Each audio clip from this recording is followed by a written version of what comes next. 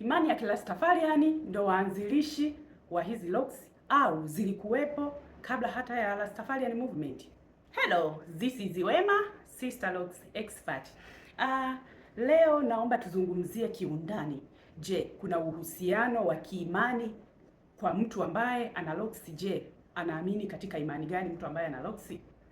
Na locks zinahusiana vipi na masuala ya kiimani? Wengi wamekuwa wakiona locks kama ya watu wenye imani fulani, na komenti hii nimeipata juzi nilipoposti video inaongelea mental slavery. Kuna mtu alikomenti kwamba alienda kanisani, mtu ambaye alikuwa amekaa naye pembeni akamwambia hizi locks sio nzuri kiimani. Je, ni kweli locks ni za imani fulani? Hii inaturudisha nyuma kihistoria na kuona kwamba je, locks zililetwa na imani fulani au zilikuwepo kabla hata ya imani fulani? Kwa experience ya kawaida tu, watu wengi wenye locks wanahusishwa na imani ya Kirastafarian. Sasa swali ni kwamba je, imani ya Kirastafarian ndo waanzilishi wa hizi locks au zilikuwepo kabla hata ya Rastafarian movement? Historia inaonyesha kwamba kabla ya kuja kwa Kristo, wenzangu wa Kristo wanaelewa, Wamisri wa kale walikuwa na locks. Michoro ya watu wa kale wa Misri inaonyesha kwamba ni watu ambao wana locks kichwani. Kwa hiyo ni kwamba miaka 2500 kabla ya kuja kwa Kristo, Wamisri wa kale tayari walikuwa wana mitindo hii ya locks, walikuwa wanasuka locks kwenye nywele zao. Ukiona kwenye michoro ya kale na hata kwenye sanamu za kale zinaonyesha kwamba wamesokota nywele. Kwa hapa Afrika, historia inavyoonyesha kwamba kabla hata ya ukoloni, kabila la Masai, vijana wa kiume wakifikia umri wa molani, walikuwa wanasokota nywele zao, na mpaka leo wanasokota nywele zao, wanaweka udongo mwekundu kuonyesha kwamba wamefikia umri wa molani. Kwao ilikuwa ni ishara kama ya ushindi. Na tukiangalia sasa kihistoria, Rastafarian movement imeanza 1930. Sasa kwa nini sasa mtu akiwa na locks anahusishwa na imani ya Kirastafarian? Na huko mitaani tukipita na locks, mara nyingi watu hutuita lasi. Je, kweli ukiwa na locks wewe una imani ya Kirastafarian? Jibu ni hapana.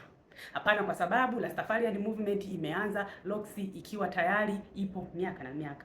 Sasa kwa nini inahusishwa na Rastafarian movement? Inahusishwa na Rastafarian movement kwa sababu Rastafarian movement ndo wameitrendisha, ni watu ambao wamefanya ikawa popular. Kwa hiyo ilikuwepo before, lakini Rastafarian walifanya ikawa popular. Sasa kwa nini sasa watu ukiwa na locks unaonekana kama unaamini katika Rastafarian movement? Sasa naomba tuelewe kwanza kwa nini Rastafarian walitumia locks kama mtindo wao au kama identity yao. Rastafarian movement ilikuwa against ukoloni. Ilikuwa against ukoloni kwenye swala la Eurocentric beauty standard. Eurocentric beauty standard ni level ya uzuri wa kimagharibi.